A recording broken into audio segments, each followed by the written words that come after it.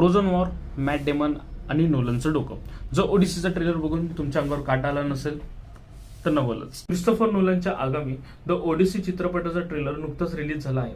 आता हा चित्रपट 2026 मधल्या मोठ्या चित्रपटांपैकी एक मानला जातो. क्रिस्टोफर नोलनचे जसे बाकीचे चित्रपट आहे, इन्सेप्शन झालं, डंकिर्क झालं, ओपनहायमर झालं, त्याचप्रमाणे ह्या ट्रेलरमध्ये पण एक भव्य आणि वास्तववादी म्हणजे रिअलिस्टिक वातावरण दिसतं.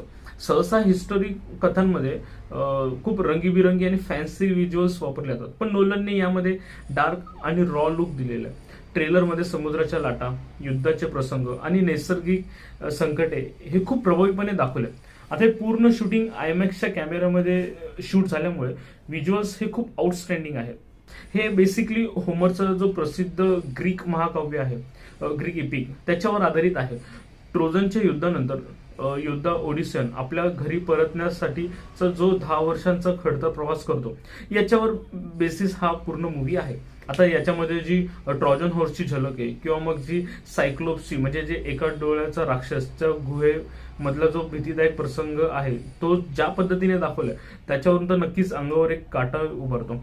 नोलनचे दिग्दर्शन हे नेहमीप्रमाणेच टेक्नॉलॉजीच्या बाबतीत एक ऍडव्हान्टेज मानलं जातं आणि त्यांचे प्रॅक्टिकल इफेक्ट्स म्हणजे सीजीआयचा कमीत कमी वापर याच्यावर नोलनचा नेहमीच भर असतो.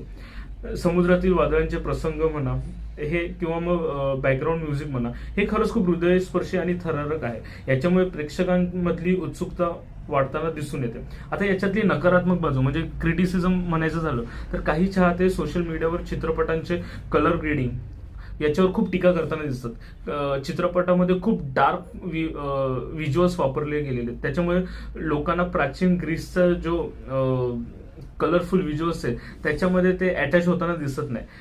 द ओडिसीचा ट्रेलर हा नक्कीच अंगावर शहारे आणणार आहे.